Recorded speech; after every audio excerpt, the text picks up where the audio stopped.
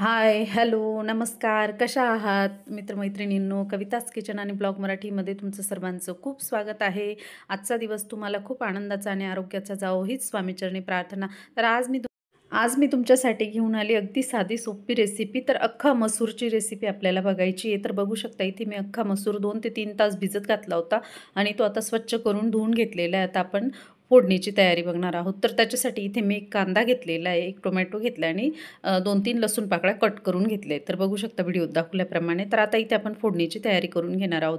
तर सुरुवातीला एक कढई गरम करून घेतली मी. कढईमध्ये हे आपण कांदा आणि टोमॅटो घालून घेणार आहोत आणि त्यातलं आपण पाणी कोरडं करून घेणार आहोत. म्हणजे पाणी पूर्ण चाललं जाईल आणि ते कोरडं झाल्यावर मग आपण त्यात तेल घालणार आहोत. तर बघू शकता आता इथे मी थोडंसं कढीपत्ता पण घातला आहे आणि त्याची छान अशी फोडणी तयार करून घ्यायची. तर मैत्रिणींनो, माझे व्हिडिओज तुम्हाला आवडत असतील तर नक्कीच चॅनलला लाईक, सबस्क्राईब, कमेंट करा.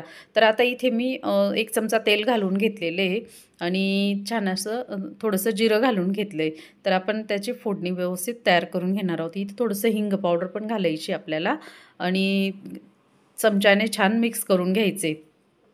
तर बघू शकता व्हिडिओत दाखवल्याप्रमाणे आणि आता इथे आपण मसाले घालणार आहोत. तर इथे मी लाल तिखट घेतलेलं आहे 1 चमचा आणि थोडीशी हळद घातली आणि इथे आपण अजून एक अर्धा चमचाच्या वरती थोडंसं गरम मसाला घालून घेणार आहोत. तर बघू शकता आता हे आपल्याला चमच्याने व्यवस्थित मिक्स करून घ्यायचे आणि मिक्स करून झाल्यानंतर मग आपल्याला त्यात हा अख्खा मसूर घालून घ्यायचे. तर बघू शकता तुम्ही व्हिडिओत दाखवल्याप्रमाणे. तर मित्रमैत्रिणींनो, नक्की करून बघा एकदा. अगदी सहज साधी सोपी रेसिपी आणि टिफिनला द्यायला वगैरे पण खूप छान असते. ही तुम्ही भाजीबरोबर, पोळीबरोबर ही भाजी भाकरबरोबर खाऊ शकता किंवा वरण-भातासोबत पण खाऊ शकता. अगदी छान लागते चवीला पण. आता इथे आपण थोडंसं पाणी घालून घेणार आहोत.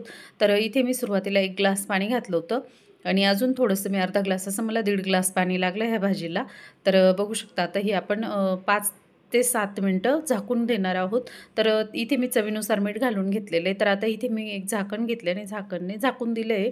ते आपल्याला 5 ते 10 मिनिटं झाकून ठेवायचं. तर इथे छानपैकी आपली भाजी उकळली 5-7 मिनिटानंतर. आता इथे आपण थोडंसं शेंगदाण्याचं कूट घालून घेणार आहोत. तुम्हाला आवडत असेल तर घाला, नसेल आवडत तर नका घालू. आता इथे कूट घातल्यानंतर आपल्याला छानपैकी असं चमच्याने मिक्स करून घ्यायचे. तर बघू शकता तुम्ही व्हिडिओत दाखवल्याप्रमाणे आणि एकदा नक्की ट्राय करून बघा मित्रमैत्रिणींनो. आता अशा पद्धतीने आपला अख्खा मसूर तयार आहे. तर इथे मी अजून 2 मिनिटं झाकून दिलं होतं आणि बघू शकता आपला चमचमीत, झणझणीत अख्खा मसूर तयार आहे. तर मित्रमैत्रिणींनो, असंच प्रेमाने आशीर्वाद राहू द्या आणि पुढच्या आठवड्यापासून आपले दिवाळीच्या फराळाचे व्हिडिओ येतील. तर नक्कीच चॅनलला लाईक